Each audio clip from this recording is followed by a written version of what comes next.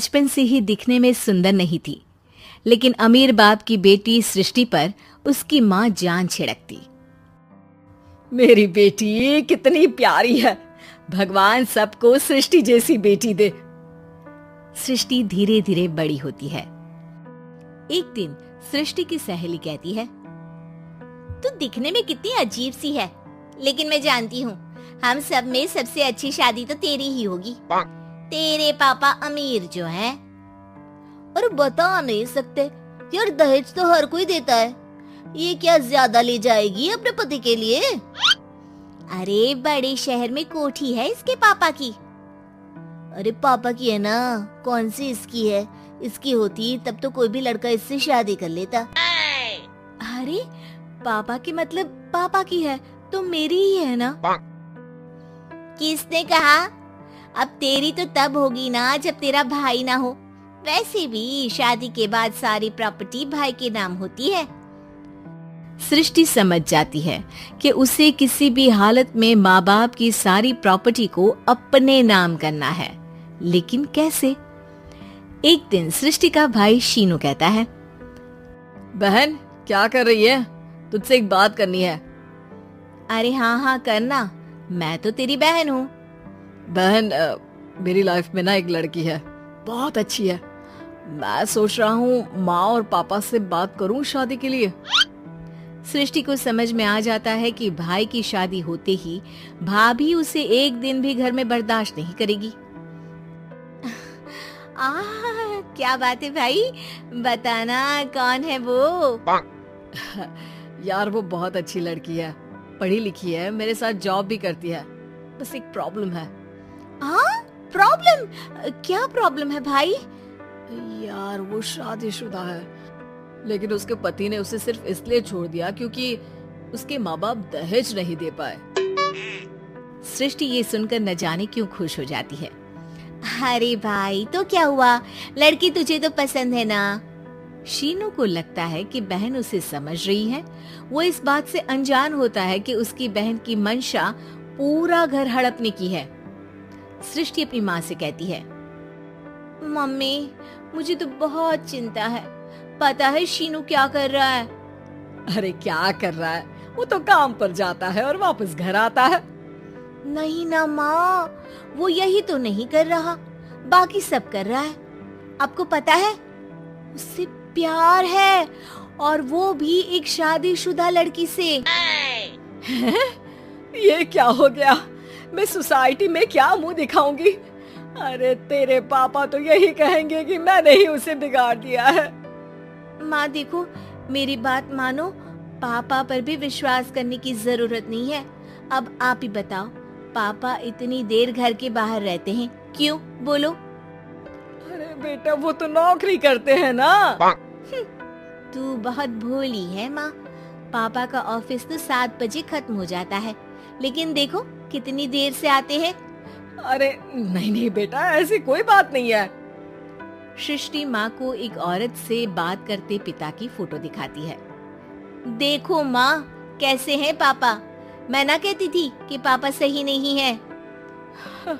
मैं तेरे पापा से बात करूंगी, दे फोटो मुझे। ओ माँ, वो तो डिलीट हो गई। लेकिन चल, तूने तो देख लिया ना, पापा से बाद में बात कर लेना। और हाँ, मेरा नाम बिल्कुल मत लेना। हाँ माँ। अब क्या था, सृष्टि के माँ और पिता के बीच झगड़ा होना शुरू हो जाता है। सृष्टि के मन में क्या चल रहा था कोई नहीं जानता था। एक दिन, माँ सृष्टि के लिए एक लड़का देखा है, वो लोग शाम को उसे देखने आने वाले हैं। और हाँ माँ, एक खुशखबरी, मैं और पापा मिलकर एक नया बिजनेस ट्राई कर रहे हैं। शाम को लड़का आता है, सांवले रंग का। सृष्टि को तो बिल्कुल भी पसंद नहीं आता। लड़की की माँ कहती है, लड़की का चेहरा तो कोई खास नहीं, लेकिन अगर मेरे बेटे को आप लोग सेटल कर दें तो मैं उसकी शादी आपकी बेटी से करवा दूं। सृष्टि को लड़का बिल्कुल पसंद नहीं था। उसे भाई पर गुस्सा आ जाता है। लड़के वालों के जाने के बाद कहती है, माँ देखा शीनू मेरे लिए कैसा लड़का लेकर आया, न दिखाने लायक न सुनने लायक, सेटल भी नहीं, वो भी हम करे। अरे माँ, मैं जानती हूँ ये मेरी शादी किसी भी घर में क्यों करवाना चाहता है। अरे कैसी बात कर रही है बहन, तूने तो देखा ना, लड़के को मैंने ही मना कर दिया तुझसे शादी के लिए। जिसने लड़का बताया था उसने उसकी बहुत तारीफ की थी। बात आई गई हो जाती है, लेकिन सृष्टि का मन शांत नहीं होता। क्या करूँ, कुछ समझ में नहीं आ रहा। मेरी शादी हो गई तो ये लोग पूरी प्रॉपर्टी शीनू के नाम कर देंगे, मेरे हाथ तो कुछ लगेगा ही नहीं। तभी सृष्टि को आइडिया आता है। वो किसी वकील को फोन करती है।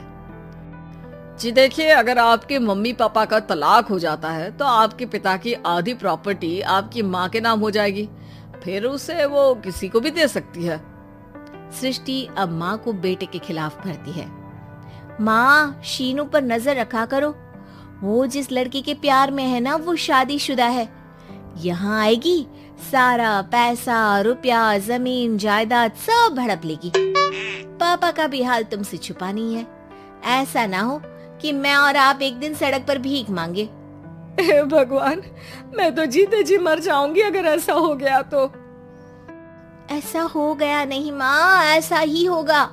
अभी समय है, आगे का सोच लो। मैं तो कहती हूँ पापा से आधी प्रॉपर्टी लेकर अलग हो जाओ। पापा की आधी प्रॉपर्टी भी हम लोगों को अगर मिल जाती है ना तो अगले 7 जन्म सफल समझो। बेचारी माँ बेटी के कहने पर पति से तलाक लेकर अलग हो जाती है।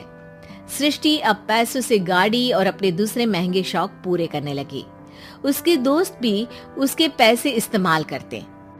सृष्टि, कल तुम कहाँ थी? मैं सारा दिन घर पर अकेली थी। तो मैं क्या करूं? मैंने ठेका तो नहीं लिया है ना तुम्हें संभालने का। माँ को सृष्टि से ये उम्मीद नहीं थी। वो बैठकर रोने लगती है।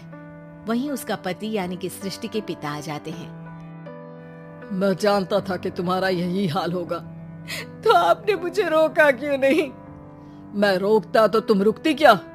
सृष्टि के कहने पर तुमने मुझ पर, अपने बेटे पर शक किया, लेकिन तुम ये भूल गई कि कैसे हम दोनों ने मिलकर जीवन में इतना सब खड़ा किया। माँ पति के गले लग जाती है। मुझे माफ कर दीजिए, मैंने आपकी कमाई का एक बड़ा हिस्सा गवा दिया।